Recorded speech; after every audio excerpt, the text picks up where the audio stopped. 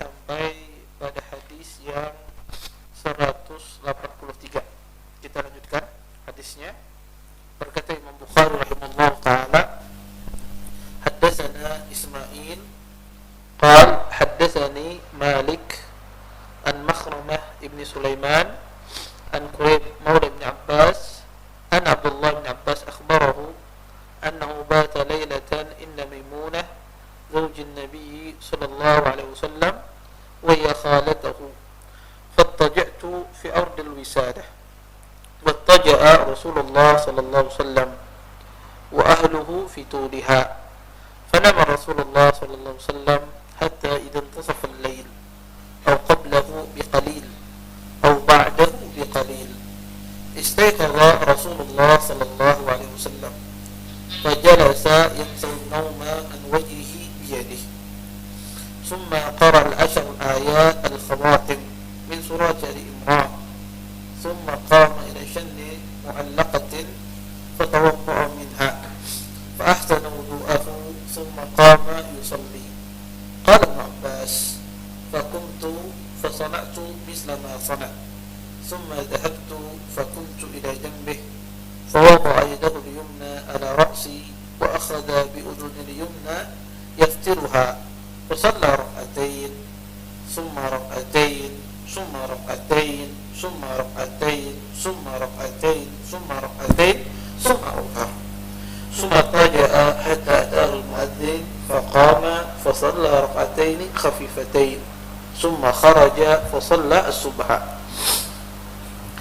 Berkata Imam Bukhari rahimahullah ta'ala, telah diberitakan kepada kami dari Ismail, beliau berkata telah diberitakan kepadaku dari Malik, dari Makhramah ibn Sulaiman, dari Quraib maula ibn Abbas, sesungguhnya Abdullah ibn Abbas memberitakan kepadanya, sesungguhnya beliau pernah suatu hari bermalam di rumahnya Maimunah, istri Nabi sallallahu alaihi wasallam, yang mana Maimunah ini adalah bibinya Anas, bibinya Abdullah ibn Abbas. Kemudian fattaja'tu fi ardil wisadah, kemudian pun aku berbaring, yang merebahkan badanku di atas bantal. Wattaja Rasulullah sallallahu wa ahlu fi tuliha, kemudian Nabi pun dan keluarganya pun juga berbaring. Kemudian Rasulullah sallallahu tidur sampai pertengahan malam atau sebelumnya, sebelum sepertengahan malam atau setelah pertengahan semalam sebentar. Rawi di sini ragu-ragu, apakah Nabi SAW saat itu tidur sampai pertengahan malam atau mendekati pertengahan malam atau setelah pertengahan malam sebentar baru Nabi bangun. Kemudian istaiqadha Rasulullah SAW, kemudian Nabi pun terbangun dari tidurnya, kemudian beliau duduk dan beliau mengusap muka beliau dari bekas tidur, mengusap wajah beliau dengan tangannya dari bekas tidurnya.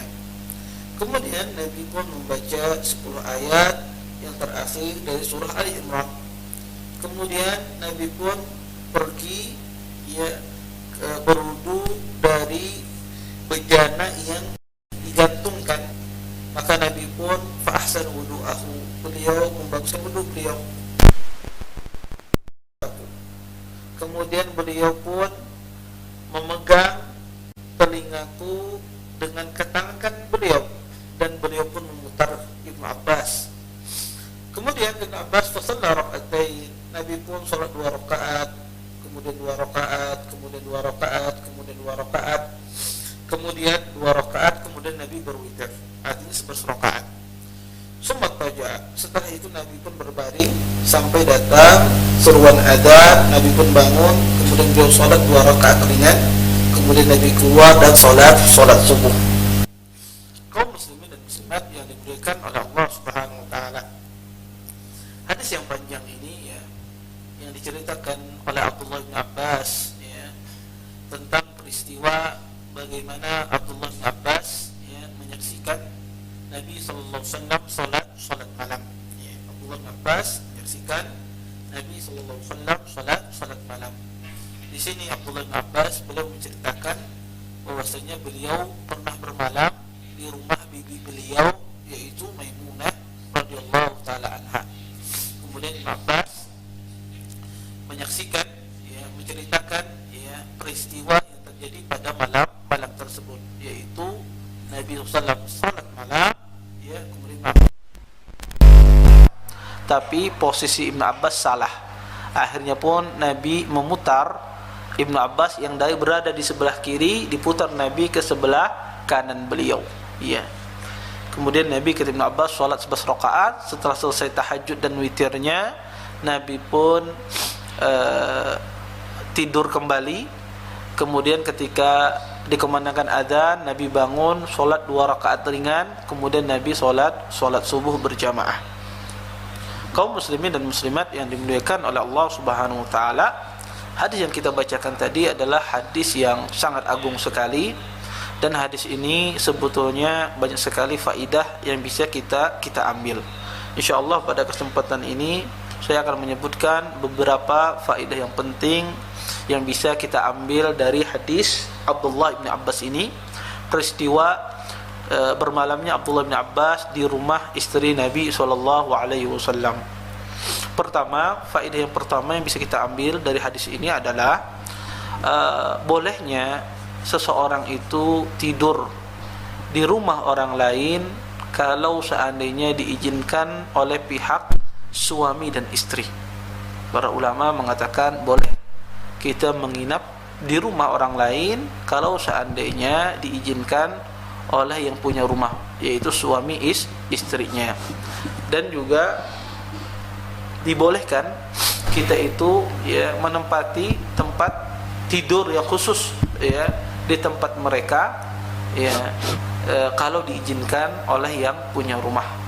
Yang kedua, persyaratannya kata para ulama, selama hal tersebut tidak menyusahkan penghuni rumah. Maka selama tidak menyusahkan penghuni rumah dan diizinkan oleh mereka, maka tidak mengapa seseorang itu tidur di tempat orang lain.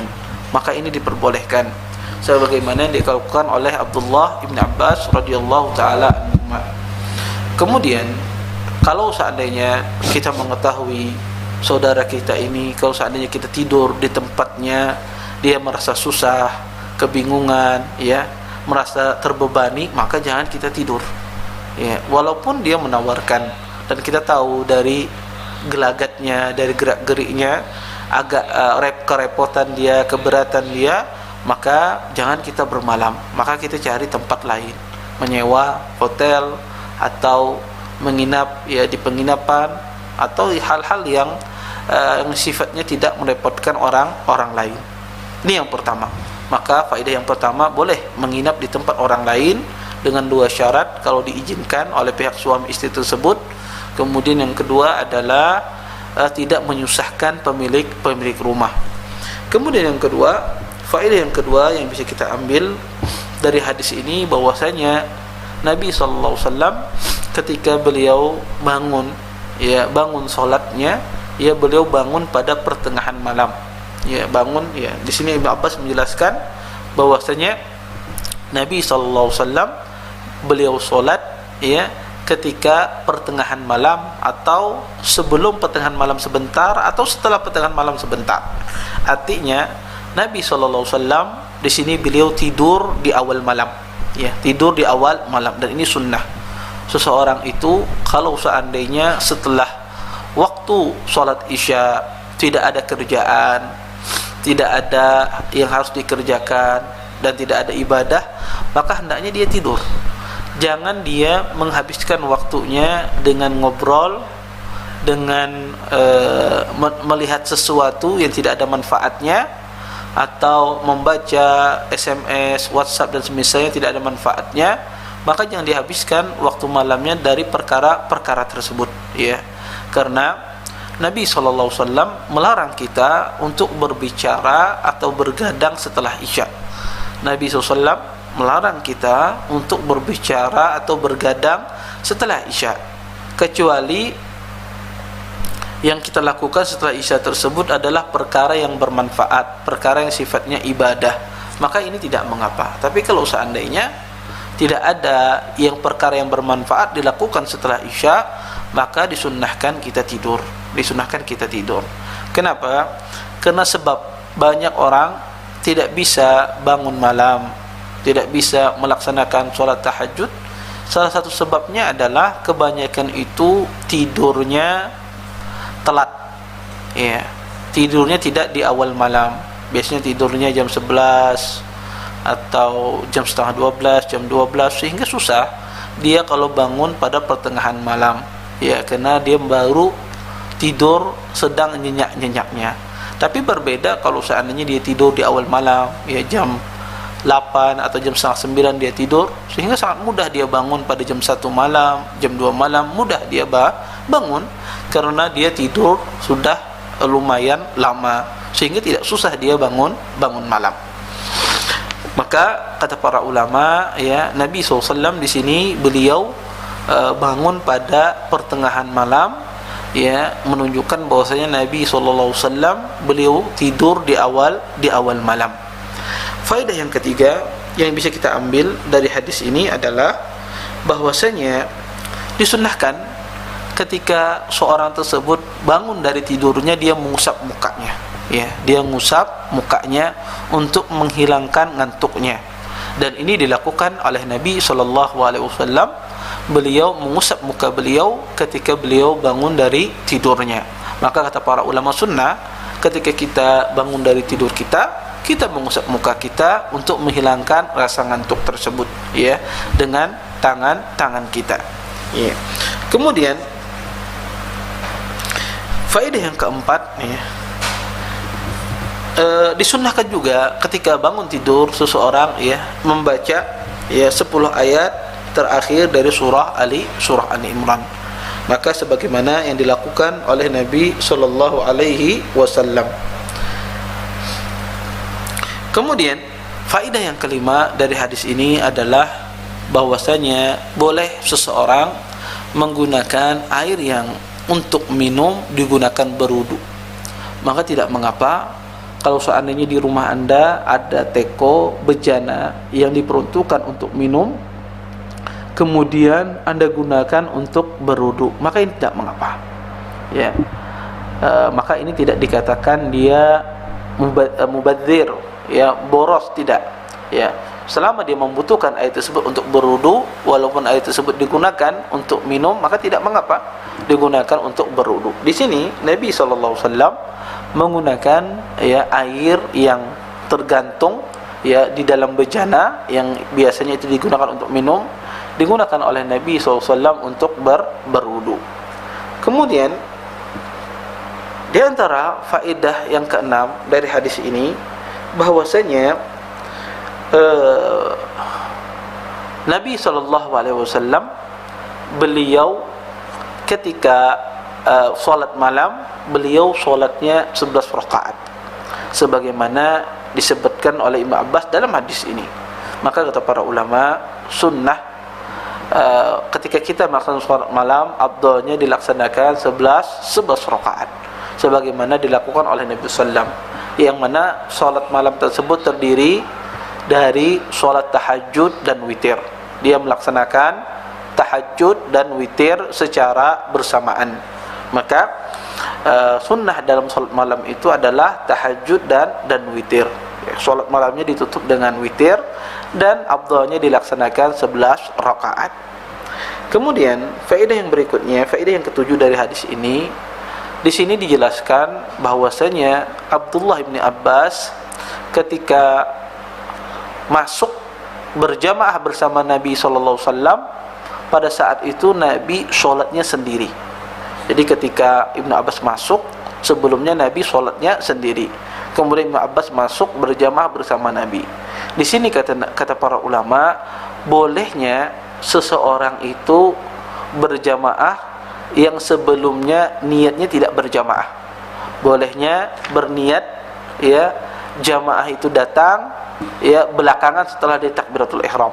Di sini Nabi SAW beliau tidak ada niat untuk jadi imam, tidak ada niat untuk jadi imam. Tetapi Ibnu Abbas tiba-tiba datang sholat di samping Nabi SAW. Akhirnya pun Nabi mengubah niat beliau menjadi berjamaah, menjadi imam. Di sini kata para ulama, boleh seorang imam itu tidak berniat imam. Boleh seorang menjadi imam walaupun sebelumnya dia tidak berniat imamah, tidak berniat imam. Sehingga kata para ulama tidak mengharuskan seorang itu menjadi imam dia berniat untuk jadi imam. Boleh dia asalnya tidak berniat menjadi imam, tiba-tiba di tengah perbuatannya, di tengah solatnya dia berniat menjadi imam, maka ini tidak mengapa, sebagaimana yang dilakukan oleh sahabat mulia ini bersama Nabi SAW. Sehingga sah solat seseorang kalau seandainya asalnya dianya solat sendiri, kemudian tiba-tiba ada makmum, ada orang lain menjadikan dia imam, maka boleh dia menjadi imam walaupun asalnya dia solat sendiri. Dan ini aplikasinya sangat banyak sekali di dalam perkara solat, dan ini sering kita dapati. Kalau seandainya ada saudara kita masbuk misalnya, kemudian atau ada saudara kita misalnya sholat sunnah, dia setelah selesai sholat fardu, ya tiba-tiba ada orang yang masbuk, ya tidak sempat sholat berjamaah, kemudian dia mendapati melihat saudaranya sedang sholat sunnah, kemudian dia berdiri di sampingnya untuk menjadikan imam, maka ini boleh. Saudara yang sedang sholat sunnah tersebut dia berniat menjadi imam untuk saudaranya yang datang belakangan, maka ini tidak mengapa. Ini diambil dari perbuatan sahabat yang mulia Abdullah bin Abbas bersama Nabi SAW. Kemudian faedah yang ketujuh dari hadis ini adalah bahwasanya sahabat yang mulia Abdullah bin Abbas di sini beliau solat malam bersama Nabi SAW secara berjamaah. Di sini para ulama mengatakan bahwasanya solat nafilah itu pada asalnya solatnya sendiri-sendiri. Solat nafilah, solat sunnah itu asalnya adalah solatnya sendiri-sendiri, kecuali ada nas-nas yang menekankan untuk berjamaah, seperti misalnya solat id, solat kusuf, gerhana bulan, gerhana matahari, solat istisqa, ya, maka ini ada nasnya. Atau solat tarawih, maka ini ditekankan berjamaah. Adapun selain itu pada asalnya solat nafilah itu adalah solatnya sendiri. Oleh karenanya para ulama berselisih, boleh tidak solat nafilah itu dilaksanakan secara berjamaah. Ahlul ilm, jumhur ulama melihat bahwasanya jika solat itu di malam hari, solat sunnah itu di malam hari seperti solat tahajud, solat witir, maka ahlul ilm mengatakan tidak mengapa berjamaah. Ya, tidak mengapa berjamaah karena pernah dicontohkan oleh Nabi SAW. Apakah dirutinkan boleh? Maka tidak mengapa juga kalau seandainya dia rutinkan bersama istrinya dan anak-anaknya berjamaah untuk melaksanakan sholat tahajud. Ini karena pernah dicontohkan oleh Nabi SAW. Tetapi jika seandainya sholat sunnah itu atau sholat sunnah nafilah tersebut ketika di siang hari, ketika kita berada di siang hari, maka para ulama mengatakan kita tidak berjamaah. Seperti sholat duha misalnya, apakah disunahkan berjamaah? Maka jawabannya tidak. Afdalnya sholatnya sendiri-sendiri. Tetapi kalau seandainya sewaktu-waktu saya melaksanakannya berjamaah, boleh apa tidak Ustaz? Maka jawabannya insya Allah boleh, tetapi tidak boleh dilakukan sering-sering, cuma kadang-kadang saja, sewaktu-waktu. Adapun kalau itu dijadikan kebiasaan, maka ini menjadi perkara tersebut menjadi bid'ah, menjadi perkara yang baru dalam agama. Kalau orang membiasakan sholat sunnah di waktu siang hari secara berjamaah, maka itu menjadi perkara yang asalnya diperbolehkan kalau kadang-kadang, tapi kalau dirutinkan itu menjadi perkaranya berubah menjadi perkara bid'ah, sebagaimana yang ditegaskan oleh Syekh Islam Ibnu Taimiyah. Kemudian faedah yang ke-8 dari hadis ini adalah bahwasanya seorang imam atau seorang yang sedang sholat boleh melakukan pergerakan yang banyak di dalam sholat ketika ada hajah. Maka siapapun ketika dia berada di dalam sholat, ketika ada keperluan untuk melakukan gerakan, maka diperbolehkan walaupun gerakan tersebut banyak, ya, tetapi jika ada hajah, ada keperluan, tidak mengapa. Tetapi jika seandainya tidak ada hajah, tidak ada keperluan, maka dimakruhkan seseorang melakukan pergerakan yang banyak. Baik. Apakah pergerakan yang banyak tersebut membatalkan solat seseorang? Jawabannya adalah, jika seandainya pergerakan tersebut menjadikan orang tersebut keberadaannya atau bentuknya tidak seperti solat lagi, orang yang melihatnya tidak bisa membedakan orang ini solat atau bukan, maka gerakan tersebut otomatis membatalkan solatnya. Tetapi selama pergerakan tersebut orang yang melihatnya mengatakan orang yang melihatnya memahami bahwasanya orang ini masih berada dalam solat, maka gerakan itu tidak membatalkan. Karena gerakan yang begitu banyak, orang yang melihatnya tidak bisa membedakan, ini menunjukkan bahwasanya orang tersebut melakukan pergerakan yang menyelisihi hay'ah atau bentuk solat. Kalau seandainya itu dilakukan tanpa ada hajah, maka ini batal solatnya. Tapi kalau seandainya dilakukan ada keperluan, ya maka ini tidak membatalkan. Sehingga gerakan banyak itu membatalkan kalau seandainya tidak ada hajah. Kemudian yang kedua adalah orang yang melihatnya tidak bisa membedakan apakah orang ini sedang solat ataukah tidak dalam keadaan solat. Maka ini kaidah dawabit yang disebutkan oleh para ahlul ilm. Kemudian dari peristiwa ini Abdullah bin Abbas pada saat itu dijalankan oleh Nabi SAW dari sebelah kiri ke sebelah kanan. Tentu ini melakukan pergerakan yang banyak, tapi ini tidak membatalkan solat seseorang, karena ini dilakukan karena ada keperluan, ada kebutuhan, maka ini tidak mengapa. Kemudian faedah yang ke-9 dari hadis ini adalah bahwasannya disunnahkan ketika kita sudah selesai sholat malam, disunnahkan juga tidur sebentar. Selesai dia melaksanakan sholat malam, disunnahkan dia tidur sebentar, sebagaimana Nabi juga tidur setelah melaksanakan sholat malam. Kemudian dia bangun ketika dikumandangkan adzan. Maka di antara perbuatan yang sering dilakukan oleh Nabi SAW, beliau tidur setelah melaksanakan sholat malam. Maka kata para ulama, afdalnya semacam itu. Seseorang melaksanakan sholat malam di sepertiga malam terakhir, ketika dia selesai dia tidur. Ini afdalnya. Afdalnya seseorang melaksanakan sholat malam, tidur setelah dia melaksanakan sholat malam. Ketika dikumandangkan adzan dia bangun. Kemudian faedah berikutnya yang terakhir adalah disunnahkan kita sholat sunnah subuh 2 rakaat. Dan sholat sunnah subuh itu afdalnya dilaksanakan di rumah, dan sholat sunnah subuh itu sifatnya ringan, bacaannya tidak panjang, tidak seperti sholat subuh. Adapun sholat sunnah subuh kita sholatnya ringan, 2 rakaat, tidak panjang, berbeda dengan sholat subuhnya. Adapun sholat subuhnya kita membacanya panjang. Maka ini beberapa faidah yang bisa kita ambil dari hadis peristiwa Abdullah bin Abbas bermalam di rumahnya Maimunah, bibi beliau. Baik. Kita lanjutkan ke hadis berikutnya.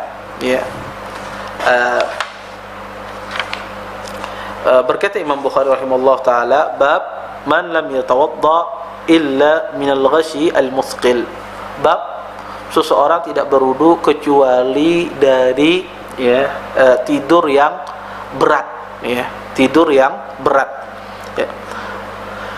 Berkata Imam Bukhari rahimahullah taala, haddatsana Ismail qal haddatsani Malik an Hisham ibn Urwah an imra'atihi Fatimah an jaddatiha Asma binti Abi Bakar anha qalat ataitu Aisyah zawjan Nabi sallallahu alaihi wasallam hina khasafat asy-syams. Berkata Imam Bukhari, telah diberitakan kepada kami dari Ismail, dari Malik, dari Hisham ibn Urwah, dari istrinya Fatimah, dari neneknya Asma binti Abi Bakar. Berkata Asma, saya mendatangi Aisyah, istri Nabi sallallahu alaihi wasallam, ketika terjadi gerhana matahari. Fa idzan nas qiyamun yusallun wa idza hiya qa'imatun tusalli faqultu ma lin nas. Pada saat itu, kata Asma, manusia pada saat itu berdiri melaksanakan solat, dan Aisyah juga pada saat itu berdiri sedang melaksanakan solat. Kemudian aku berkata, malin nas, ya, apa yang terjadi pada manusia, kenapa mereka solat? Asma bertanya kepada Aisyah. Kemudian fa asyarat biyadiha nahwas sama. Kemudian Aisyah mengisyaratkan kepada Asma ke langit, ya, mengisyaratkan dengan tangannya ke langit. Kemudian kata Asma, wa qalat subhanallah, faqultu ayah, fa asyarat ay na'am. Kata Asma, subhanallah, maha suci Allah. Kemudian saya berkata, ini adalah gerhana matahari. Kemudian Aisyah mengisyaratkan yang maknanya adalah iya. Kemudian kata Aisyah, faqumtu hatta tajallani al-ghashyu. Kata Asma, kemudian pun aku berdiri. Tiba-tiba ketika aku berdiri melaksanakan solat, ya, saya, kata Asma, ya, seperti pingsan. Tajallani al-ghashyu. Al-ghashyu itu, ya, seperti pingsan tapi di bawah pingsan, ya. Kalau bahasa Indonesianya saya kurang tepat, ya, mencarikan seperti apa, tapi dia mau pingsan tapi tidak seperti pingsan, ya. Dia seperti pingsan tapi belum pingsan, ya.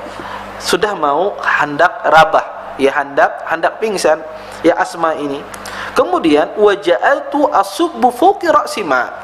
Kemudian Asma pun, ya, membasahi kepalanya dengan air. Kenapa?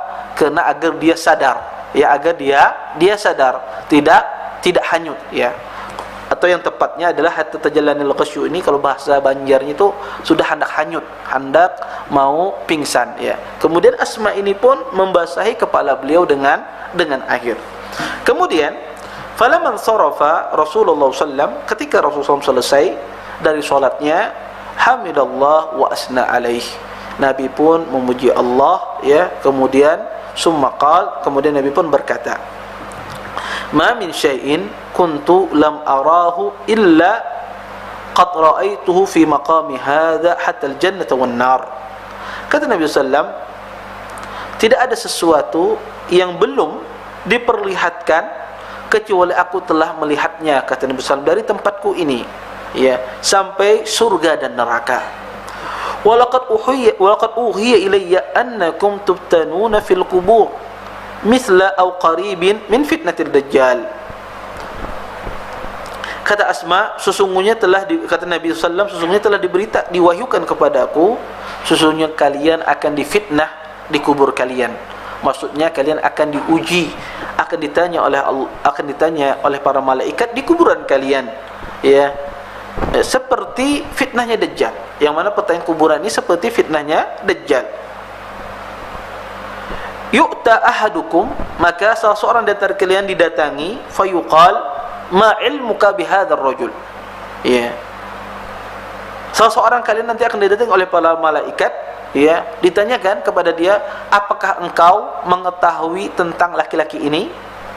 Fa ammal mu'min awil muqin fayaqul huwa Muhammadur Rasulullah ja'ana bil bayyinati wal huda fa ajabna wa amanna wattaba'na fayuqal nam salihan.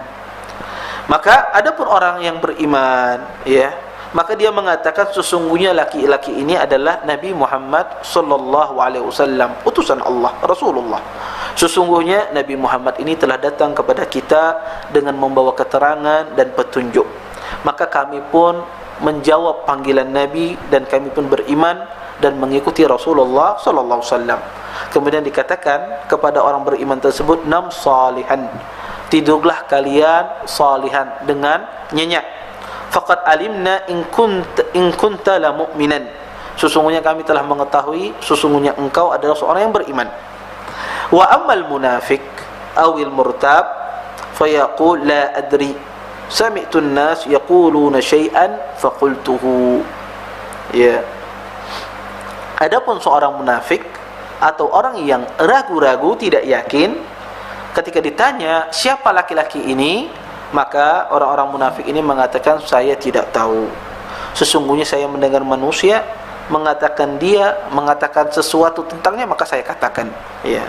Maka hadis ini dikeluarkan oleh Imam Bukhari dalam kitab sahihnya, ya. Hadis ini berbicara banyak masalah sebetulnya. Hadis ini berbicara tentang masalah peristiwa khusuf, kemudian peristiwa tentang masalah fitnah di dalam kuburan. Di sini Imam Bukhari rahimahullah ta'ala membawakan sebuah hadis yang berisi cerita antara Asma dengan Aisyah radhiyallahu ta'ala anha, yang mana peristiwa tersebut terjadi pada gerhana matahari. Dikatakan oleh para ulama, gerhana matahari terjadi pada masa Nabi SAW cuma sekali. Gerhana matahari terjadi pada masa Nabi SAW cuma sekali. Dikatakan oleh ahlul ilm terjadi pada tahun ke-9 Hijriyah. Terjadi pada tahun ke-9 Hijriyah, dan ketika meninggalnya anak Nabi SAW Ibrahim, ya, ketika meninggal anaknya Nabi SAW Ibrahim, terjadilah khusuf, ya, terjadilah gerhana matahari. Kemudian Nabi SAW mengingatkan kepada manusia, sesungguhnya terjadi gerhana ini bukan berkaitan pada kematian seseorang, ya, tetapi ini merupakan tanda dari tanda-tanda kebesaran Allah Subhanahu wa ta'ala. Kemudian kata Nabi, sesungguhnya air mata menangis, ya, hati bersedih karena kita berpisah denganmu wahai Ibrahim. Karena Ibrahim satu-satunya anak Nabi yang usianya agak panjang, ya, sehingga lama dengan Nabi SAW. Tetapi dicabut Ibrahim alaihissalam nyawanya oleh Allah Subhanahu wa ta'ala, dan Ibrahim ini, anak Nabi SAW ini, dikuburkan di Baqi, ya. Maka khusuf ini terjadi pada peristiwa meninggalnya anak Nabi SAW. Di sini terjadi sebuah dialog cerita antara Aisyah dengan Asma. Asma pada saat itu tidak tahu kenapa orang-orang sedang solat, ya. Asma tidak tahu. Kemudian dia bertanya kepada Aisyah, dan Aisyah pada saat itu beliau sedang solat. Kemudian Aisyah tidak berbicara, tetapi memberikan isyarat, ya, menunjukkan ke langit, ya, tangan beliau menunjukkan ke langit bahwa sekarang ini sedang terjadi gerhana matahari. Barulah Asma sadar. Kemudian Asma pun solat. Tiba-tiba ketika solat beliau hanyut, ya, atau hampir mau pingsan. Kemudian Asma pun membasahi, ya, kepala beliau dengan air sehingga beliau sadar, tidak menjadi pingsan. Ya, inilah yang ingin dimaksudkan oleh Imam Bukhari, bahwasanya, ya, tidur atau hilang akal yang sebentar, ya, itu tidak membatalkan wudu seseorang. Tidak membatalkan wudu seseorang. Makanya beliau mengatakan tidak berwudu kecuali, ya, kalau seandainya dia ngantuk yang sangat berat atau hilang akalnya betul-betul, ya. Tetapi kalau seandainya cuma sebentar, maka itu tidak membatalkan wudunya. Dan hilang akal seorang tersebut bisa dengan cara tidur. Itu bisa orang hilang akalnya, ya, karena orang tidur itu sudah hilang akalnya, tidak sadar lagi. Hilang kesadaran itu bisa dengan tidur. Bisa juga hilang kesadaran itu dengan kita terlalu capek. Kalau Anda pernah bekerja begitu capek luar biasa, ya, capek sangat sekali, mungkin ada orang mengajak Anda berbicara, Anda tidak tahu apa yang dia bicarakan, ya, Anda tidak bisa mencerna perkataan dia. Ini juga dikatakan orang ini hilang kesadaran ketika dia merasakan capek yang begitu sangat, ya. Kemudian kadang-kadang, ya, hilang kesadaran itu dengan orang itu pingsan, gila, dan yang lainnya. Nah, di sini Imam Bukhari ingin menjelaskan kepada kita bahwasanya kalau seandainya orang tersebut panca inderanya masih merespon, ya, masih bisa tahu, ya, apa yang terjadi, masih bisa merespon, maka itu tidak membatalkan wudunya. Contoh kasus seperti Asma ini. Asma pada saat itu beliau hampir mau pingsan, hanyut, ya, mau pingsan, ya, tetapi beliau sadar, ya, beliau percikkan air di kepala beliau. Di sini Asma tidak membatalkan wudunya. Beliau meneruskan solatnya. Kalau seandainya, ya, hanyut tersebut, hilang akal sebentar tersebut membatalkan wudu seseorang, niscaya Asma beliau membatalkan wudunya. Beliau berwudu kembali. Tetapi ketika Asma tidak membatalkan solatnya, maka ini menunjukkan wudunya tidak batal. Oleh karenanya, sebagaimana yang saya singgung sebelumnya, Yang membatalkan wudu seseorang itu kalau seandainya tidurnya nyenyak sekali, panca inderanya tidak sadar. Tapi kalau sebentar, ngantuk-ngantuk sedikit ya, dan dia tahu apa yang terjadi di sekitarnya, maka ini tidak membatalkan wudunya. Kemudian di sini Nabi SAW ya, di hadis ini Nabi SAW berbicara tentang masalah fitnah kuburan, ya, fitnah di kubur, bahwasanya manusia itu akan ditanya oleh Allah Subhanahu wa taala, ya, akan ditanya di kuburannya. Tetapi tidak semua manusia yang akan ditanya di kuburannya. Ada beberapa orang yang dikecualikan tidak ditanya di kuburannya. Di antaranya adalah orang yang mati syahid. Orang yang mati syahid ini tidak akan ditanya di kuburannya, tidak difitnah di kuburannya. Para sahabat bertanya, "Ya Rasulullah, kenapa orang-orang mati syahid ini tidak ditanya di kuburannya?" Kata Nabi sallallahu alaihi wasallam, "Kafa bi barakatis suyuf." Kata Nabi sallallahu, cukuplah kilatan pedang itu fitnah bagi dia di dunia. Orang yang mati syahid itu luar biasa. Ketika dia berjihad kemudian dia mati syahid, kata Nabi SAW, dia tidak akan ditanya lagi di kuburannya, karena kilatan pedang di waktu dia di medan perang itu sudah fitnah bagi dia, maka tidak perlu lagi ditanya di kuburannya. Yang kedua, kata para ulama, golongan yang tidak ditanya di kuburannya adalah orang-orang para nabi, ya, para anbiya war rusul. Maka para nabi-nabi dan rasul tidak ditanya di kuburannya, ya. Kenapa? Karena nabi itulah yang dijadikan pertanyaan. Ya, nabi itu yang dijadikan pertanyaan, maka otomatis nabi itu tidak mungkin ditanya di kuburannya. Ya. Maka sebagaimana seorang ustadz misalnya dia membuat soal, maka sang ustadz tersebut tidak ditanya, ya, tidak disuruh untuk mengerjakan soalnya. Ya, maka seorang nabi dia tidak ditanya di kuburannya karena dia yang ditanyakan. Ya, karena perkara dia ditanyakan kepada manusia. Kemudian yang ketiga, orang yang tidak ditanya di kuburannya adalah orang yang mati pada malam Jumat atau hari Jumat, ya, maka ia terhindar dari fitnah kubur, ya. Tentu orang yang mati malam Jumat atau hari Jumat ini tanda husnul khatimah, dan tentu ketika dia mendapatkan keistimewaan ini ketika memenuhi syaratnya, yaitu tidak melaksanakan perbuatan-perbuatan yang membatalkan mendapatkan fadilah ini.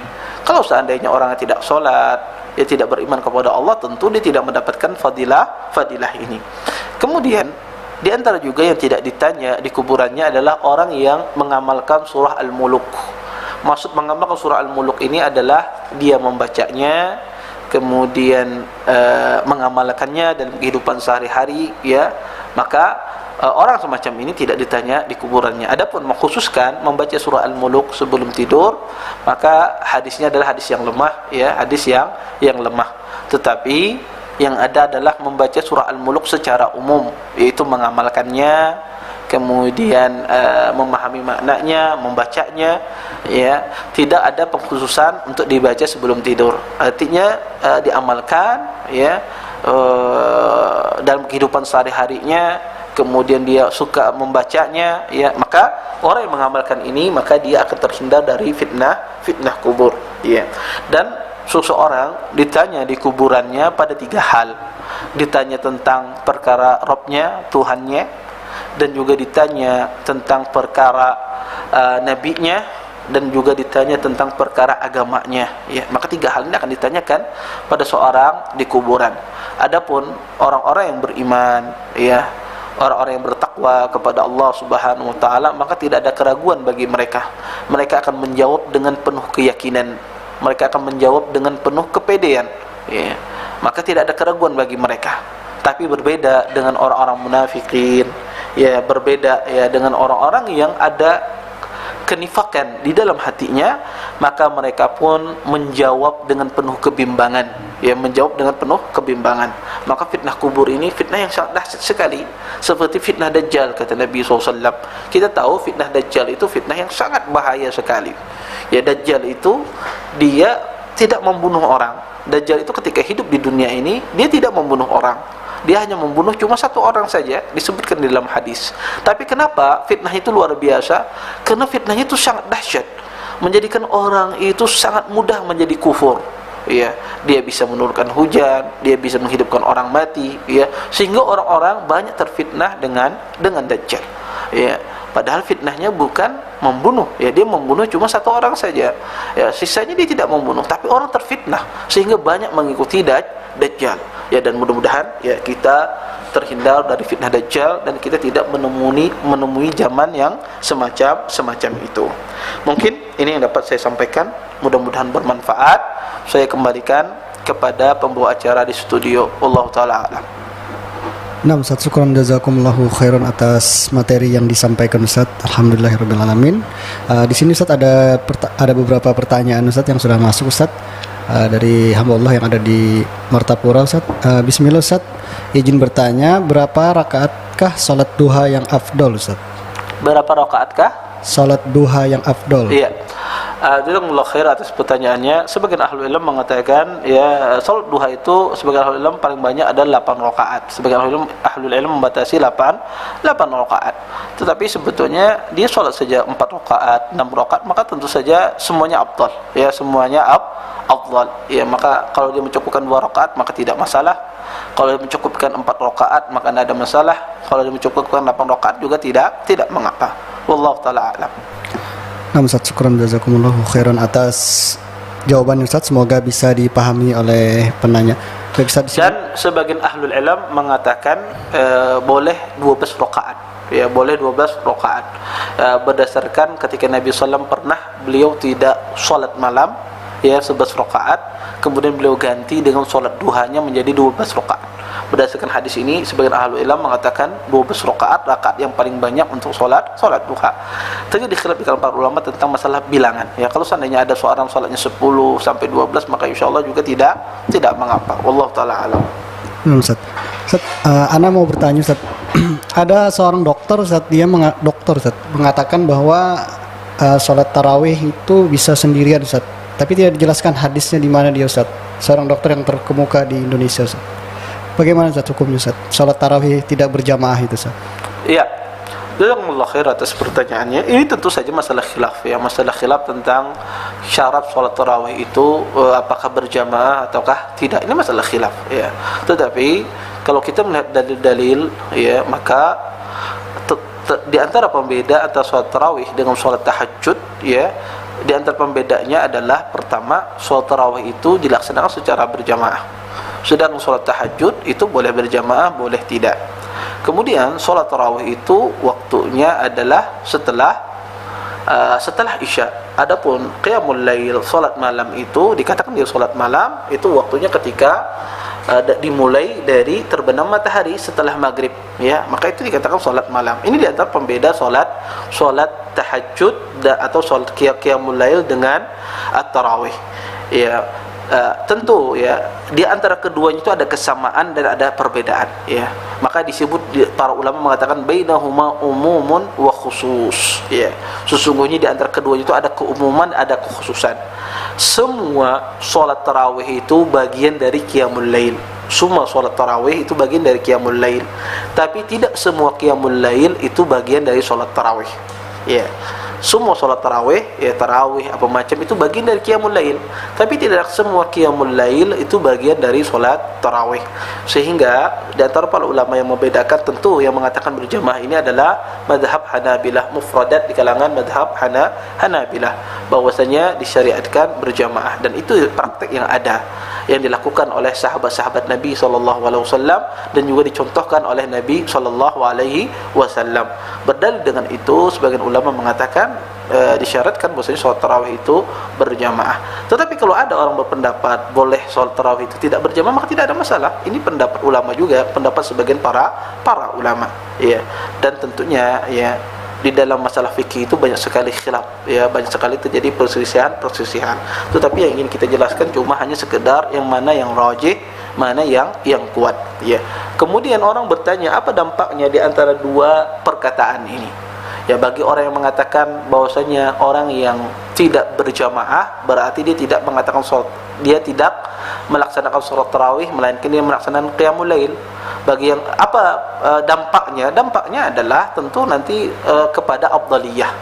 Orang yang mengatakan dia syarat tarawih itu berjamaah, ketika dia tidak berjamaah maka dia meninggalkan sebuah afdaliyah, meninggalkan sebuah yang afdal karena dia melaksanakan qiyamul lail, ya. tentu ya masalah ini masalah yang ma'ruf di kalangan para ulama ya, dan ini sudah pernah saya jelaskan sebelumnya. Wallahu taala a'lam. Nah, Ustaz, syukran jazakumullahu khairan atas jawabannya, Ustaz. Begini, Ustaz, misalnya kita sudah tahu, Ustaz, misal ada tentang mati syahid, Ustaz, mempertahankan harta yang dirampok, Ustaz. Bagaimana kalau misalnya kita ingin berniat untuk membunuh seseorang itu, Ustaz, yang ingin merampok kita, apakah kita termasuk seorang yang zalim, Ustaz? Pertanyaannya seperti itu, Ustaz. Ya.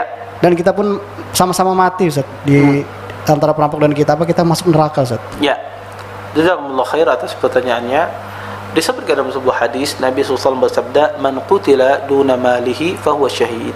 Kata Nabi SAW, barang siapa yang terbunuh karena membela hartanya, maka orang tersebut mati dalam keadaan mati syahid. Maka orang tersebut mati dalam keadaan mati syahid. Maka hadis ini ya menjelaskan kepada kita bahwasanya orang yang membela hartanya kemudian terbunuh, maka dia mati syahid. Dan ini juga menjelaskan kepada kita bahwasanya di dalam Islam boleh seseorang membela hartanya, membela jiwanya. Kalau seandainya akibat dia membela hartanya, membela jiwanya, dia membunuh orang. Contoh misalnya ada perampok datang ke rumah dia, ya, kemudian menodongkan pistol misalnya kepada dia, ya. Kemudian dia, kebetulan orang tersebut mungkin kalau kita orang Banjar mungkin harat main kungfu misalnya, harat main silat misalnya, kemudian dia bisa menangkis dan semisalnya. Akhirnya pun dia bisa merebut kembali pistolnya, kemudian dia tembakkan karena untuk menyelamatkan dirinya. Maka dia tidak berdosa di dalam Islam. Dia tidak berdosa di dalam Islam selama dia untuk menyelamatkan dirinya, untuk menjaga dirinya. Kalau dia tidak lakukan, dia yang terbunuh. Kalau dia tidak lakukan demikian, dia yang terluka. Maka selama dia menjaga dirinya, kemudian dia membunuh perampok tersebut, maka dia tidak berdosa. Dia tidak berdosa, ya, karena dia menjaga hartanya. Dan itu disebut dengan di dalam Islam itu daf'us sa'il, orang yang melawan orang yang masuk ke rumahnya atau yang ingin mendolimi dia, ingin menyakiti dia, kemudian dia lawan, menyebabkan lawannya tersebut meninggal. Maka selama orang tersebut tidak berlebihan, maka dia tidak berdosa. Dia tidak berdosa. Wallahu taala alam. Nah, Ustaz, syukran jazakumullahu khairan atas jawaban Ustaz. Di sini ada 2 pertanyaan, Ustaz, di luar tema, Ustaz. Apakah orang yang tidak amanah termasuk orang yang munafik, Ustaz?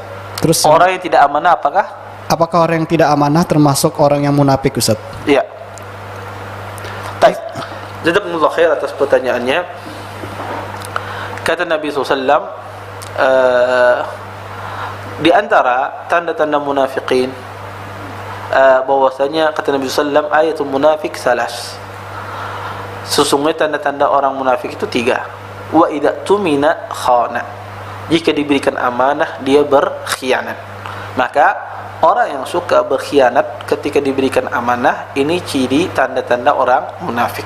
Baik. Kalau ada orang demikian, ada orang Islam suka berkhianat, apakah kita katakan dia munafik? Ya tidak bisa kita katakan dia munafik. Tetapi kita katakan padanya sifat kemunafikan. Pada orang tersebut terdapat sifat kemunafikan. Karena dia suka berkhianat, atau ketika dia berbicara suka berdusta, kita katakan pada orang tersebut Anda memiliki sifat kemunafikan. Tapi tidak dikatakan dia adalah orang yang munafik, karena orang munafik itu orang yang keluar dari Islam.